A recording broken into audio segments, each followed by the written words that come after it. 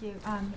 On the plane that was carrying Prigozhin that went down in Russia, was it a bomb that took the plane down? So a couple things. I know there's a lot of interest in this topic. I'll say right up front, first of all, our initial assessment is that it's likely Prigozhin was killed. We're continuing to assess the situation. We don't have any information to indicate right now. The press reporting stating that there was some type of surface-to-air missile that took down the plane. That we assess that information to be inaccurate. Again, nothing to indicate, and no information to suggest that there was a surface-to-air missile. But beyond that, I'm really just not going to have any further information. What was it? Something that came internal from inside the plane? Again, I don't have any additional insight to provide on that. Thank you. Oren. I just want to check the first thing you said. Our initial assessment is that it's likely Prigozhin was killed. You mean killed intentionally, a la this may well have been an assassination attempt? Killed in this airplane crash. He was on board. And what leads you to believe that? What information do you have to suggest that he was on board? Or is this based on the fact that you have no reason to doubt Russian reports? Yeah, I'm not going to go into the specifics of how we gather information other than, again, our initial assessment based on a variety of factors is that he was likely killed. But not just based on Russian statements, I would imagine. Based on a variety of factors. Thank you. Missy. Just two clarifications and then a question. Just to make sure that I understood the answer to Oren's follow-up. So you guys are not willing to say that you believe it was an assassination attempt. You're just being neutral on that right now. Is that right? Look, we're continuing to assess the situation. I'm not going to have any further information on how or why the airplane crashed. Okay, and then on the F-16 training, the administration had said previously that it would consider hosting training for Ukrainian pilots in the U.S. if capacity in Europe proved to be insufficient. But I think they're just getting going. Is that what happened? Did you guys conclude that their capacity was insufficient, or was there a decision just to go ahead with this even though their training is really just getting off the ground? And then my question, just to put it out there right now, is regarding these reports that the Saudi border forces may have attacked and killed a number of asylum seekers trying to cross from Yemen into Saudi Arabia. I know that at least troops under Central Command Authority are not currently providing training and assisting or any kind of support to these particular units or Saudi border guard. But I'm just wondering if you, from the podium, can provide some sort of comment, given that the Saudi government is such an important security partner and that the United States has this deep relationship with Saudi security forces across the board. What is your comment on how worried or concerned are you all about this? And is there any action that the U.S. government will take given the sort of egregious nature of these alleged actions by the Saudi border forces? Thanks. Yeah, thanks, Missy. There's a lot of questions there. Everybody settle in.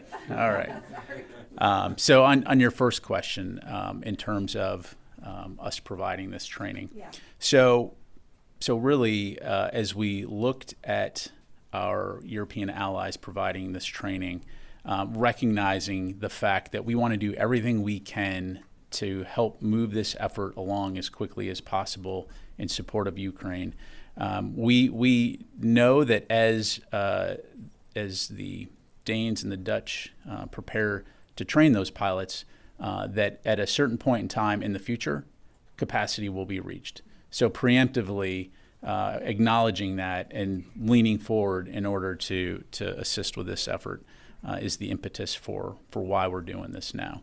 As it relates to Saudi Arabia, again, we're aware of the report. We're aware of the allegations. As you highlighted, the U.S.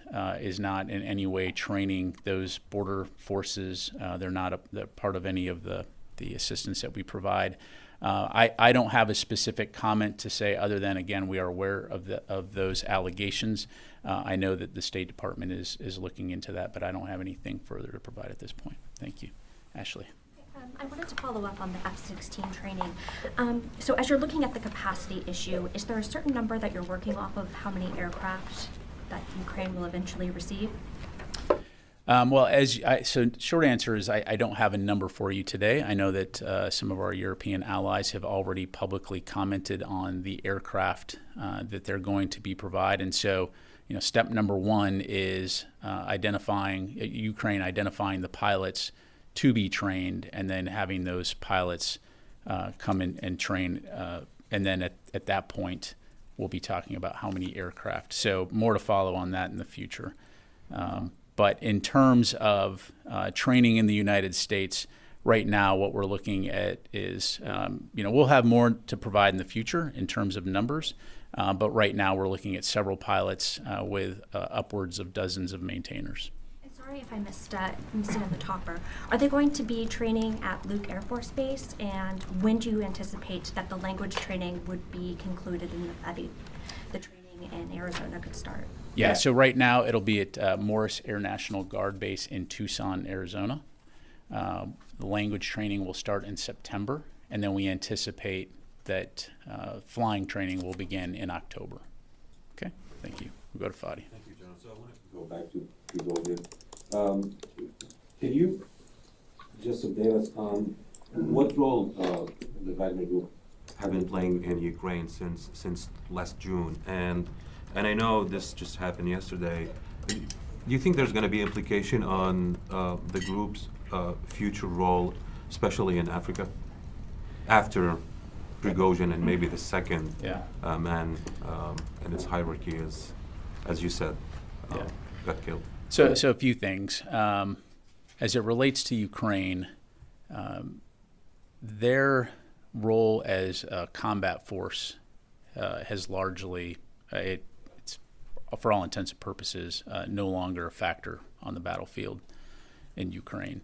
After Wagner Group's actions 2 months ago in Russia, as you know, those forces were essentially removed from combat near Bakhmut, where they had been fighting. By the way, and we've said this before, the Wagner forces essentially were Russia's most effective combat forces on the battlefield. Those forces essentially were removed from the battlefield. Some of them were relocated to Belarus to provide training for Belarus forces. But for all intents and purposes, their combat effectiveness has been diminished. And they are no longer a significant factor when it comes to the conflict inside Ukraine. As it relates to Africa, we'll see. Clearly, we know that the Wagner Group has for a while been conducting operations, has many tentacles, some military in nature, some criminal in nature, in Africa in places like Burkina Faso and Mali. And so, I don't think anybody's going to discount the potential for danger when it comes to that group or the remnants of that group. So we'll continue to keep a close eye on it. Thank you. Janie, and then we'll go to Matt. Thank you, General. I have two questions on North Korea. North Korea admitted failure 2 hours after launching the second reconnaissance satellite, and North Korea also announced that it would launching third reconnaissance satellite in October. What is the Pentagon's reaction on this? Just to clarify, so are you asking about the time it took for them to acknowledge failure? Yeah. And what's our reaction to that? Yep. Their communication skills are improving. No. No, I mean, all joking aside, again, what we see here is another failed space launch. You've heard Indo-PACOM, you've heard the White House, you've heard the U.S. government condemn these actions, and they're provocative, they're destabilizing, and so, again, we'll continue to consult closely with our Republic of Korea allies and our Japanese allies to ensure that we share a common understanding of the situation and that we work together to ensure stability and security in the region. Regarding the supplies launch earlier than the North Korea announced date, did the United States, South Korea, and Japan's missile warning information system is work these days?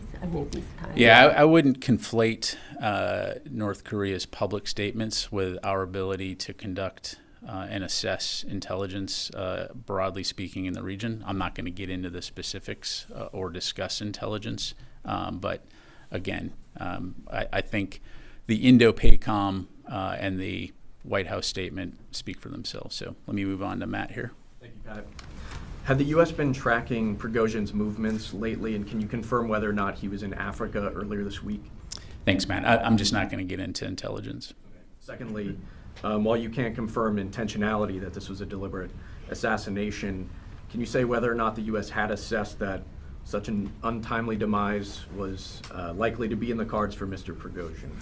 Yeah, I mean, it's a great question, and I'm going to resist the temptation to provide my personal opinion on it. Again, though, I'm just not going to be able to go into intelligence. Thank you. Let me take a call from the phone here, and they'll come back in the room. Howard Altman, Warzone. Hey, thanks, Pat. I want to drill down a little bit on the F-16 pilot training. The danger of providing training to more seasoned pilots, in UK, it's more like lieutenants who haven't flown much. Can you say what level of experience the pilots who are going to be coming to the U.S. will have? What's your anticipation of that? Yeah, thanks, Howard. So part of this training will be assessing the individual pilot's skill level, which will help to determine how long that training will last. Your basic new F-16 pilot with not a lot of training on the U.S. side, that training typically lasts about 8 months. For a pilot that's experienced, that you're doing upgrade training, for example, that can range within the 5-month range. So a lot is going to depend on those individual pilots and the assessment in terms of where they're at in that process. I will highlight that some of you have asked, why does it take so long to train an F-16 pilot, and what takes so much time when it comes to providing this capability? Just broadly speaking, your average F-16 pilot that goes from basic flying training or undergraduate pilot training into fighter training, there's a series of essentially courses that you're going to have to go through. You're going to have to go through Introduction to Fighter Fundamentals, where they're going to teach you formation flying, basic fighter maneuvers, weapons employment, and this is going to help you transition from being a basic pilot mindset to a fighter pilot mindset. There's going to be some type of ground training involved. You've all seen the images of people going through a centrifuge training to learn how to cope with G-forces.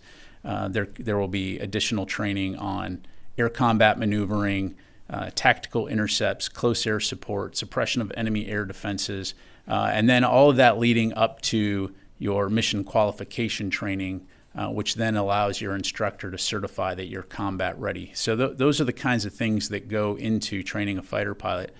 Oh, by the way, this is a high performance aircraft with a significant logistics and maintenance tail.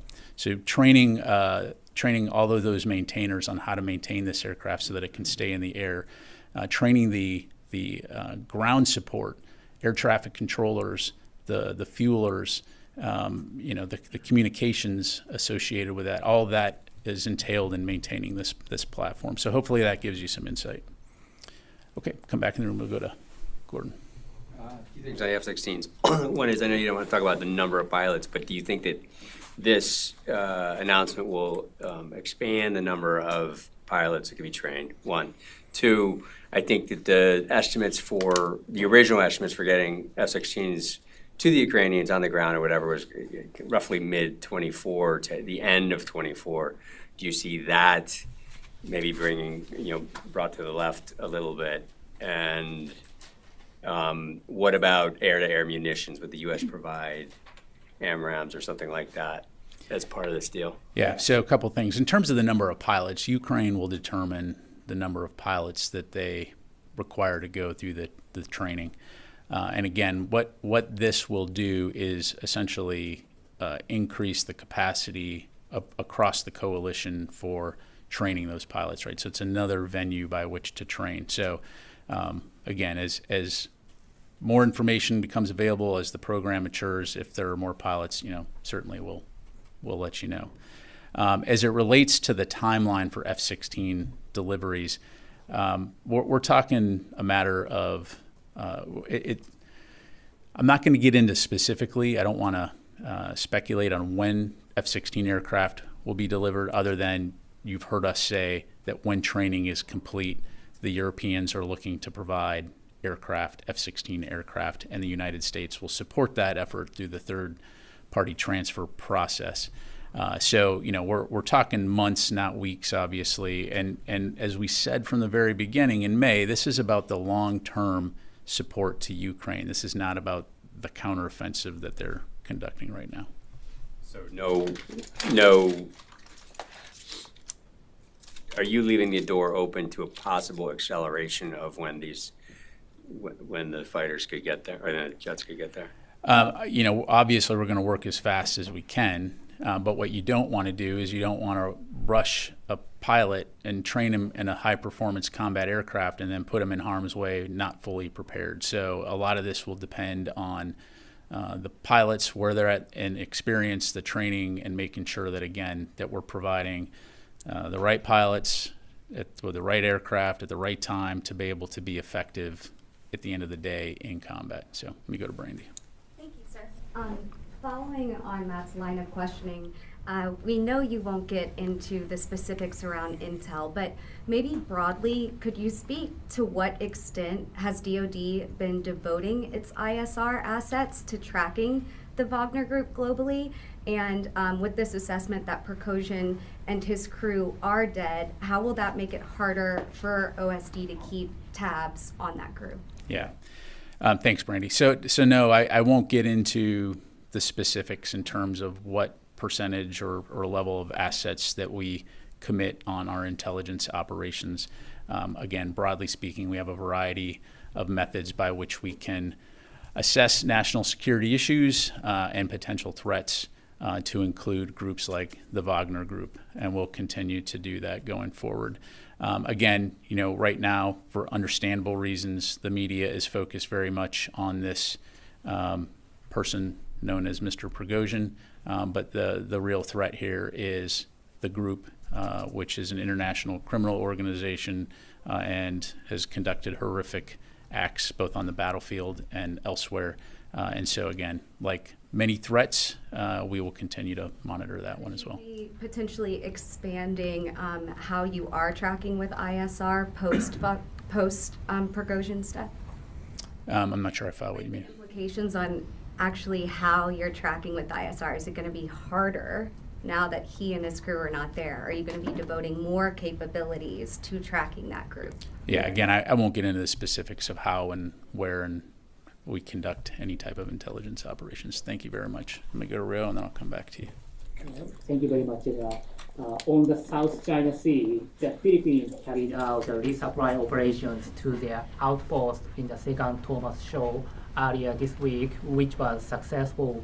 Did the U.S. military provide any assistance to the Philippines for their operations this time?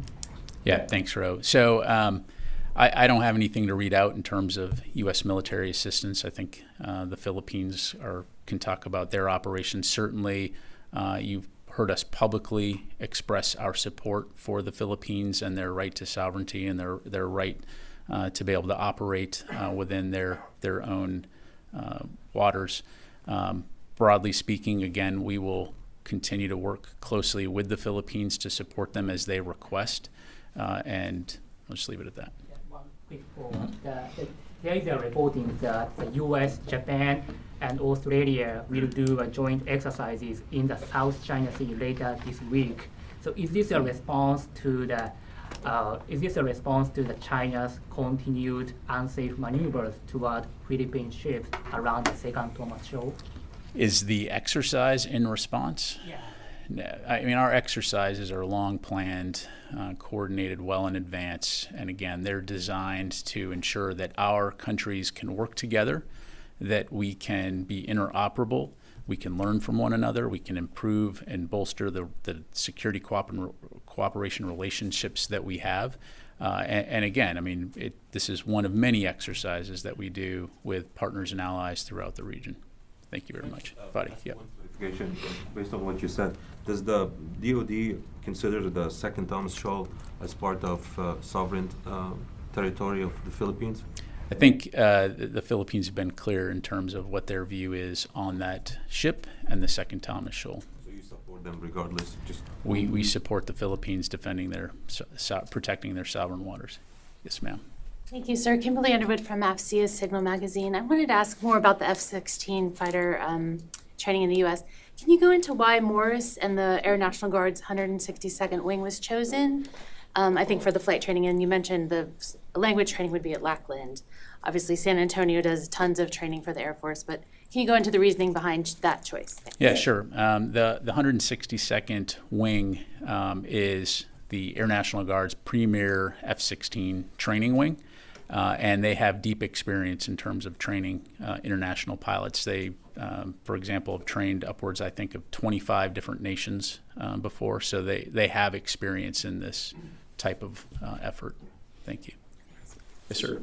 Thank you, General. General, regarding to the F-16, so my question is, does Ukraine has like the special infrastructures to have these kinds of jets in their country, or it's going to be used the same infrastructures for the jets that already they are using in their part? Yeah, no, it's a great question. So the short answer is no, right? I mean, they don't currently operate the F-16. They don't have the training to maintain and sustain the F-16. And so that's part of the process here, right, is the training of the pilots is one piece of it, the maintainers. The other piece of it is, at the appropriate time, ensuring that they have the ground equipment, that they have the ability to control and sustain these aircraft from Ukrainian airfields, all of which will be down the road. Thank you very much. Yep, you got a follow-up? Okay. Second question about the Wagner Group. So I'm concerned that Wagner Group today, they are without a leader. And it's going to be more dangerous from this group if they're going to be under the Kremlin leadership? Look, I'd refer you to the Wagner Group if you're able to get in touch with them for any questions on what their current business model and path forward is. We've seen the Russian government shortly after the events near Moscow 2 months ago say to some of these members that sign a contract with the Ministry of Defense. We're aware that some members of Wagner left Wagner and others stayed. But as it relates to the future of this company, this mercenary company, I really don't have anything to provide. Thank you very much, sir. And then we'll come back to you guys. Sure. Could you let us know when it became clear that capacity was going to be reached in terms of training in Europe? Just when that decision became clear. Yeah, again, we've been working and consulting very closely with the Danes and the Dutch all along. And as we assess the program, this is a preemptive move to say, you know what, let's go ahead and lean forward, recognizing that eventually we don't even want it to become an issue in terms of capacity. We don't want to wait till you reach capacity and then say, okay, let's do this. So again, proactively making this facility available to train Ukrainian pilots. Thank you. Let me go to Carla and then Oren. Thanks. Two questions. So first, going back to what you said on the Wagner Group forces no longer being a significant factor in Ukraine, that coupled with the raid in Crimea that Ukraine announced, their naval raid yesterday or overnight, the S-400 hit that they had, how would the Pentagon describe Ukraine's progress at this moment in time? Is it slow progress? Is it still stalled? I mean, yeah, thanks. Thanks, Carla. So talked about this a little bit earlier this week. I'm going to refrain from providing an operational update. I will say that broadly speaking, Ukraine continues to get after it and fight. They are making some progress along the front line, but it's going to be tough. It will continue to be tough for all the reasons we've talked about, not the least of which is significant obstacles to include minefields. And so our focus is going to be on consulting with them and ensuring they have what they need to be successful on the battlefield. And then to follow on Niger, just an update to that, is there any change to U.S. military posture at this point in Niger? At what point does this coup become a coup in the eyes of the Pentagon? Yeah, thanks. So I don't have any updates to provide on Niger. Again, as we've said before, the focus continues to be on finding a diplomatic solution to the situation there. If we have significant updates to provide and are able to provide those, we'll certainly let you know. So nothing beyond that at this point. Oren. Two quick F-16 questions. Will the Ukrainian pilots get the full training the U.S. would get on everything a U.S. F-16 pilot would need to do, or will that be stripped down? Meaning, like, do they need things like aerial refueling? Or will that simply be taken out of the training to expedite it? And then, is there an overall goal for the U.S., the Dutch, the Danes, and everybody else? Or are you trying to create one F-16 squadron, 2, 3? Is that determined yet? So, Oren, on the particular curriculum for the pilots, again, I think part of that will be determined by their experience levels, and we'll know more in the days ahead. As it relates to how Ukraine organizes this force, obviously that's going to be a Ukrainian decision. I'm confident, in consultation with us on how best to employ that capability. So that's really a question that we'll be able to better address down the road. And then at some point, will we be able to see this training at Morris Air National Guard Base? I'm surprised it took that long for you to ask us. I will take that request, and we'll see what we can do. All right. Yes, ma'am. Caitlin with Defense One. For the F-16 training, is any of it going to be, is it just the basics of fighter pilot training for the aircraft, or are you also going to include anything for like Russian-specific aerial tactics for the pilots? Yes, it's a good question. What I would tell you right now for the training in the U.S. Will be the fundamental fighter pilot training. You raise a good point, right? That step one in becoming a fighter pilot is going through fighter pilot training, but that combat experience and combat training is also important. So again, more to follow. The coalition will continue to look at how best to prepare these pilots so that they can be successful in the air when those aircraft are employed in Ukraine. For the maintainer training, is any of it going to involve like how to do like 3D printing for parts? I'm assuming that supply chain might be restricted. Yeah, so I don't have that level of granularity yet. So as more details become available, and importantly, as they're releasable, we'll be sure to keep you updated on that front. Take a couple more here. Yes, sir. Hey, sir. You mentioned the persistent threat by Wagner as a transnational criminal organization. Does the department assess that there's a sort of a heightened threat posed by Wagner personnel in the wake of Prigozhin's death? Like, are U.S. forces in Syria in any way in a state of heightened alert? I haven't seen anything to indicate that at this point. Thank you. And last question. Yes, ma'am. I wanted to follow up on providing F-16s to Ukraine, and when that determination is made, is that going to be like a blanket re-export authorization, or is that going to be a country-by-country basis? As we've highlighted, the Danes and the Dutch are leading this F-16 training coalition, and so they've already publicly come out and said that they will provide F-16 aircraft to Ukraine. And so the way that process will work is they will submit the third-party transfer request to the United States, and you've already heard Secretary Blinken say that we will expedite those requests in consultation with Congress. So as they identify specific aircraft to go to Ukraine, and a key piece of this is our allies have said, when the training is complete. So the idea would be to marry up the trained pilots with the aircraft. That's when you would look at seeing those aircraft go forward. So again, when we get to that point, I'm sure we'll have more updates to provide. Thank you. Do you have time for one extra question? Only for you, Five. Yes, thank you. Thank you. Is the U.S. offering this training with the idea that the F-16 will enter this current war in Ukraine? What do you mean by that? Do you envision, whether through what the Danes and the Dutch are providing, Danish and the Dutch are providing, and the training in here, that the F-16s and the pilots will be ready to enter this war in Ukraine? Well, I know we're going to do everything we can to ensure that those pilots have the training and the knowledge necessary to be able to effectively employ this very sophisticated combat weapon. And so that's our part, and we'll work with our allies in Europe to ensure they have that training so that when they do go into combat, they're prepared to do it.